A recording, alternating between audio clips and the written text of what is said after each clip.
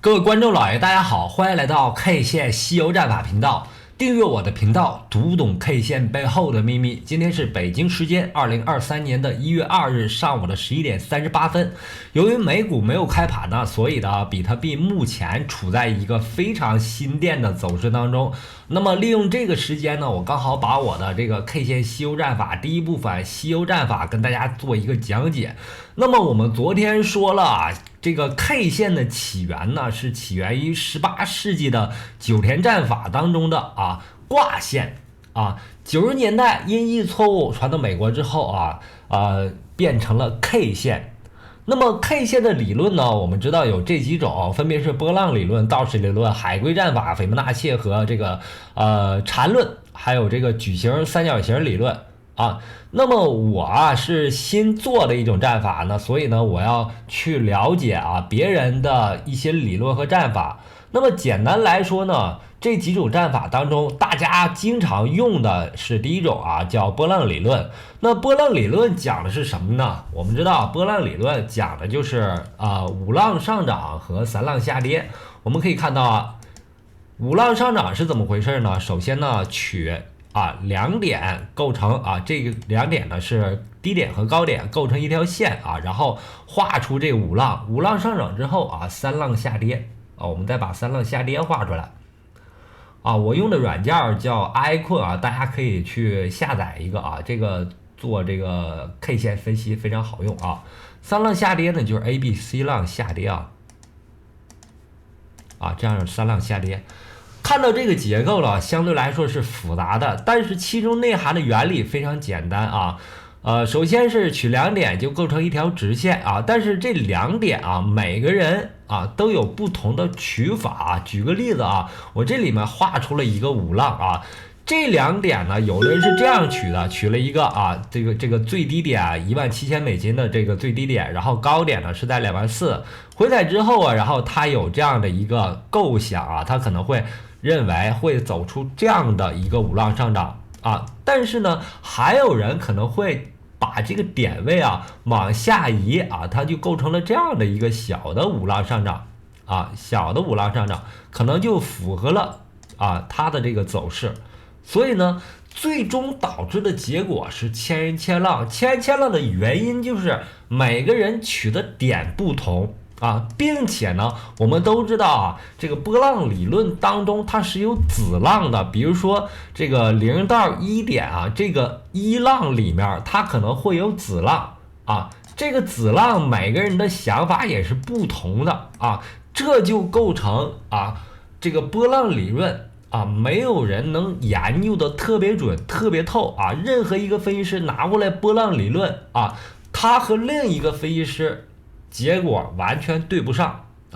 这样的理论呢，完全是一个一维的思维。什么是一维的思维呢？比如说一个散户从一个点进入到行情当中，持股不动了，或者是持币不动了，那么他的思维是一个点的思维，是一个零维的思维。那波浪理论呢，是在这个零维思维的基础上升维到一维了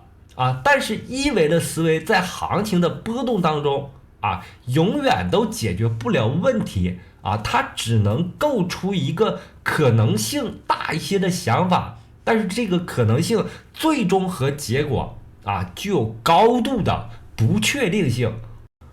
那么我们了解完波浪理论之后还有一个战法是比较好的，叫海龟战法。海龟战法呢，讲的最重要的一个关键点呢，就是它是讲突破的比如说一段行情当中比如说比特币起涨于$10,000附近，这个位置呢发生了突破它就会搞一个仓位，并且设置止损之后进场，最终呢拿到一个趋势上的东西。但是呢，突破它这种突破有非常多种。首先呢，就有结构性的突破，比如说这段行情呢，它是突破了一个结构这个结构呢是波峰连线构成的一个压力位这个点位突破之后它选择进场之后得到获利。那还有一点呢，它可能是有这个突破均线这种说法。总而言之呢，海龟战法主要是如果发生突破就进场如果突破失败我就止损离场啊，讲的东西非常简单，也非常好用啊。但是呢，几乎所有的人现在无论是庄家还是韭菜，都拿了一本海龟战法的情况下，这种战法呢就相对失效了啊。那还有个国内的理论呢，叫禅论。禅论讲的事儿呢，就相对来说啊，它文学化的东西多一些。那我认为禅论呢，我理解的不深啊。这个我理解的禅论啊，它主要讲的故事呢，就是5日均线和10日均线来回缠绕，做出各种姿势啊。这个姿势大家都懂啊。这个禅论这本书里面写的就是偏黄色一些，偏颜色一些啊，不能说黄色，偏颜色一些。所以呢，他的这种说法就是把5日均线和10日均线啊，就是形容成男女之间的关系，然后这两个关系发生不同的变化啊，然后你构成了你进场和出场的理由啊，这是禅论。那么了解了国内外的几种战法之后呢，我的这个西游战法啊 ，K 线西游战法的第一部分啊，我是认为啊，很多事情都存在和4相关的啊，和4相关性比较强。首先呢，我们知道 K 线本身啊，就内嵌4这个数字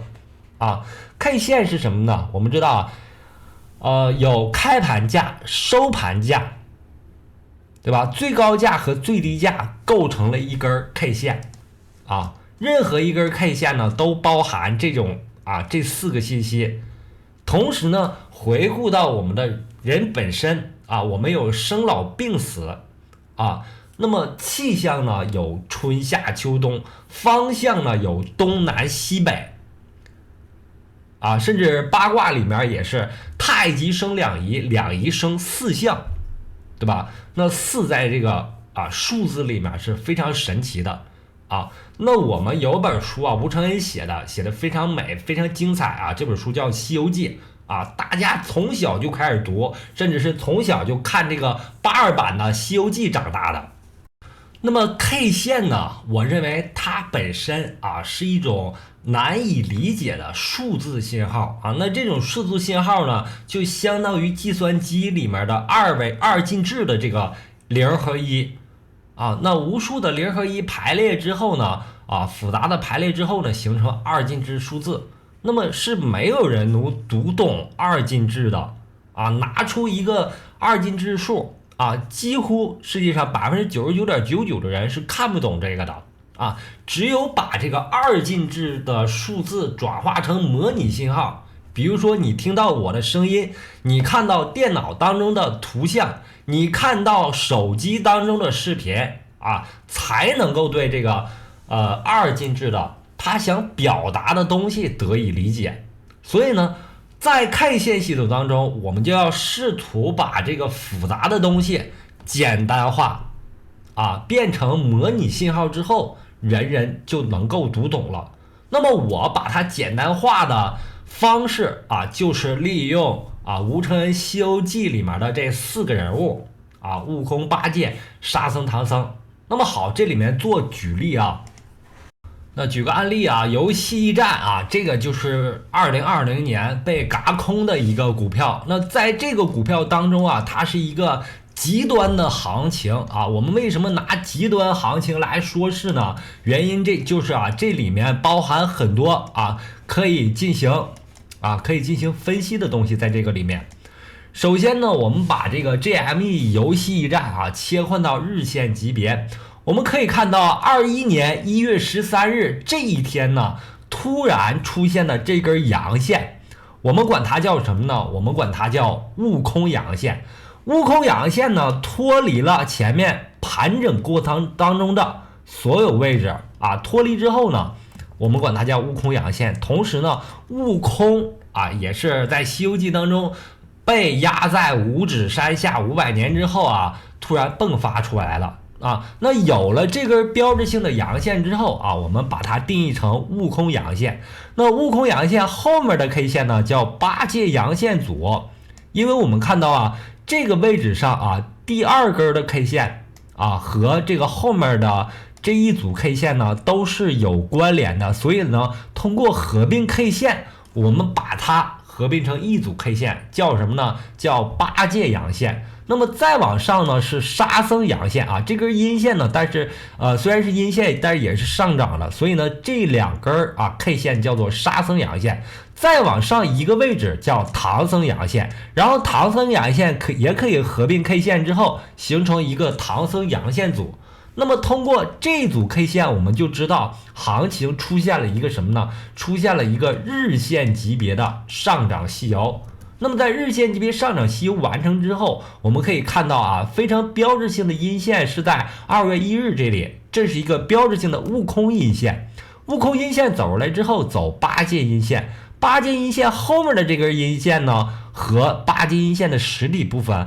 关联性非常强，所以呢，这两根叫八界阴线组，然后走沙僧阴线最后呢走出了一个唐僧阴线，完成了它整轮的日线级别的下跌细游。那么你看这里面就有日线级别上涨细游和日线级别的下跌细游。那在这个里面，我们同时分清了妖怪 K 线和主人物 K 线。那么比如说这个八界阴线的这个位置就是八界的主人物 K 线，然后后面的这根阴线呢干扰了我们对下行趋势的判断，所以呢这个位置的这根阴线我们管它叫妖怪 K 线，也叫干扰性的 K 线干扰性 K 线往往都会嵌入到主人物K 线当中。那么这样呢，我们就把上涨和下跌完全区分开来完全用 K 线的语言 K 线本身的语言，用模拟的信号区分开来就形成了一个我们管这个位置叫日线级别的上涨细游，那这个位置呢叫日线级别的下跌细游。那同理可证它的第二轮上涨也伴随一个非常重要的信号在海龟战法里面，这个位置叫突破，对吧？突破你就可以进场了。那么这个位置呢就叫新的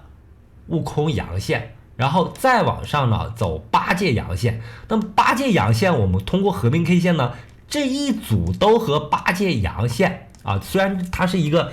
阴线，但是它实际上是上涨了的通过合并 K 线呢，后面这些这里的 K 线放大一点这些 K 线都是妖怪 K 线它处于八界阳线的实体部分和它关联性非常强。通过合并 K 线呢，合并成一组叫八界阳线组。那么再往上呢是沙僧阳线再往上呢是唐僧阳线。最终呢这个位置上同样完成了一个日线级别的上涨细游所以呢这个典型案例就可以看到，很多时候K 线它会出现这种日线级别上涨细游日线级别下跌细游这些东西是内嵌在行情里的。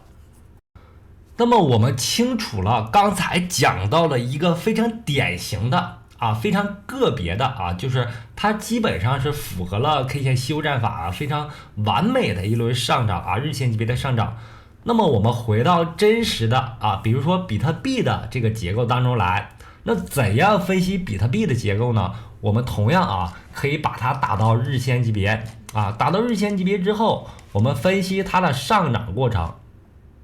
牛市当中的上涨过程，因为很多人对这个上涨是非常喜欢的首先呢，我们可以取一个点，比如说2021年的7月21日，那在这里面呢，日线级别上对下跌趋势发动了一个上涨阳线之后，我们就可以把7月21日这个部分呢当成悟空阳线。悟空阳线走出来之后走八界阳线，八界阳线后面和这个八界阳线相互关联它叫妖怪 K 线，干扰了我们对上涨趋势的判断所以呢这两根阳线可以合并成一个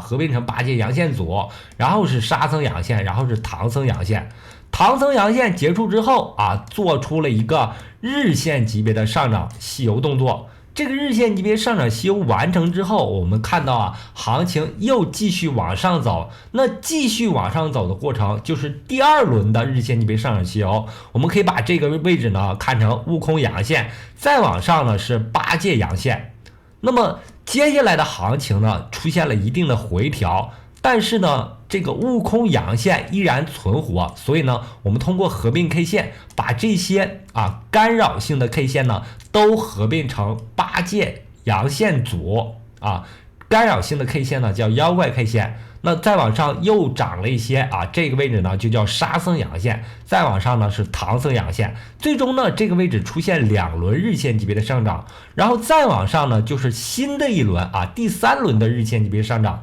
那么这样看呢已经很乱了，我们应该怎么样做呢？我们应该就把这个时间级别做一个切换因为一轮日线级别上涨吸收之后，它可能发展成周线级别的上涨。我们看这个时间是21年7月21我们切换到周线级别上，再找到21年的7月21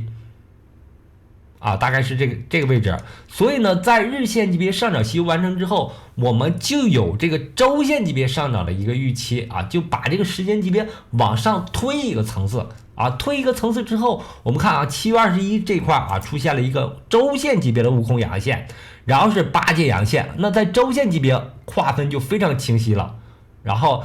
沙僧阳线、唐僧阳线最终呢完成了它这个周线级别的上涨。那你这样这轮行情基本上你通过这个理论就能够抓住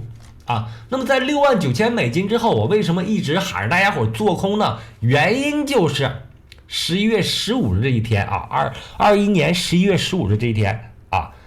周线级别上出现了非常标志性的一个阴线这个阴线呢就叫悟空阴线。那有了悟空阴线之后，你就有做空的一个预期。悟空阴线走出来之后，走八戒阴线，走沙僧阴线组。通过合并 K 线呢，我们看沙僧阴线组是由4根 K 线组成的，有唐僧阴线。那么再往下走呢，就是新的一轮的周线级别的下跌，同样呢可以通过合并 K 线往下走做出周线级别的下跌吸收。那么我们就可以看到这一轮的下跌是由2轮半的周线级别下跌吸收组成的，最终呢跌破了周线级别非常重要的一个支撑线就是周线级别的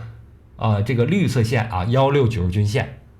所以呢目前还是看空还是做空原因就是